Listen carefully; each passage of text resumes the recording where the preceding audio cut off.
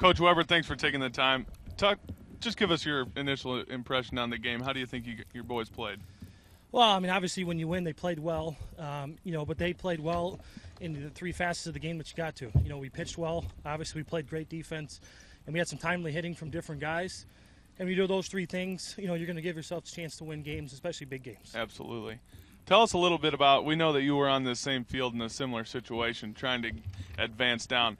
What do you tell your guys? Do you try to draw from that experience, or do you look at it just as a coach or somebody who was out here? Well, I mean, you try to draw from it from yourself personally, but I think when you start talking to the kids and you start telling them what you did 10, 12 years ago, you just sound old to them. Right. So, they just kind of, feed off of it. But, the fact a lot of these guys have played together since they were 9 and 10 years old, they know what to do together. They know how to get each other up and down and all the, the emotions that go through a big game. But I did like actually being the pitcher more than the coach because you had a little more control of the game than you do standing over there coaching third. But, it's fun both ways. Obviously, Hononegah always brings our best out, and I think we do the same with them. And the fact that we can get them at home here to win a regional, it just makes it a little bit more special. I'm sure you've been asked all year, but looking up and down this roster, there's a lot of seniors on this team. You see a kid like Will Troya go out to the mound and talk to the pitcher. You know that you've got leadership. What do you think about that? How has that impacted this season, how they are a cohesive unit, what they tell the younger guys? I think we have 12 kids, back from last year's team. Anytime you have the senior leadership, you don't have to give a lot of hand signals. You don't have to put a lot of plays on because they're thinking the same thing that that we have. To have a shortstop and a catcher be 3-year starters. Your center fielder's a 2-year starter. Your second base. I mean, you just go up and down the lineup with 2-year starters. It's a huge advantage. Right. They just know what to do before you have to tell them. Sometimes you got to remind them, but that's what makes them 16, 17, 18-year-old kids. But it makes a lot of fun. It's definitely fun when you have a senior team because they enjoy the last moments a little bit more than your juniors do because right.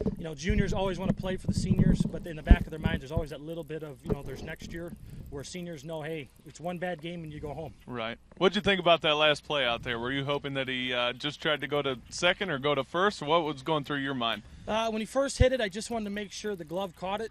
And then, we made a simple play from there. But the ball obviously carried him a little bit closer to second base. And right. as the ball went, actually going to second ended up becoming a smarter play than going to first. Right. But it's a very good description of what kind of team we are. We throw strikes.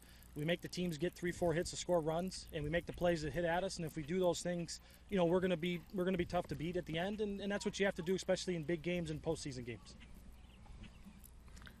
Go on. Tell me a little bit about what you went through your mind with the decision to take Max out. Did you have a pitch limit on him, or did you see it tiring a little bit? We don't really have a pitch limit. I mean, those guys have pitched 50, 60 innings on the year. Right. We kind of know where a kid kind of starts to, bottom out. The fact that the guy went 5 innings in very high stress level obviously did a great job. We knew we had a couple guys stored up. I mean, the rain out on Saturday gave us a few more, days off to get our pitchers. Basically we had a full staff, whatever right. we needed to do to go 7 innings.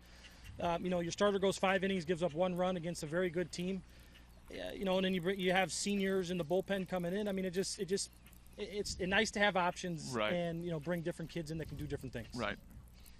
Well, Coach Weber, Jeff Fed here. What can you tell us about Thursday? I know we're moving on to the Cary Grove sectional. Do we have an opponent yet? I do not know who won yet, but there are full of opponents in that sectional that we've faced throughout the regular season and the non-conference schedule. We know their conference well. They know us. I mean, it's the Fox Valley. It's basically the next biggest conference next door. It's going to be tough baseball. I mean, if you read the prep baseball reports and all the other rankings, there's basically studs up and down the lineup going somewhere playing Division I. A lot of the teams that they're going to go to are playing for the, in the NCAA regionals right now. I mean, that's what makes it fun. I mean, that's what makes it, even great to play sports is you get to go and you match up and play and see where you stack up at the end of the day. Well, that about wrap it up. Thank you very much, and good luck in the sectional, Coach Weber. Thank you very much.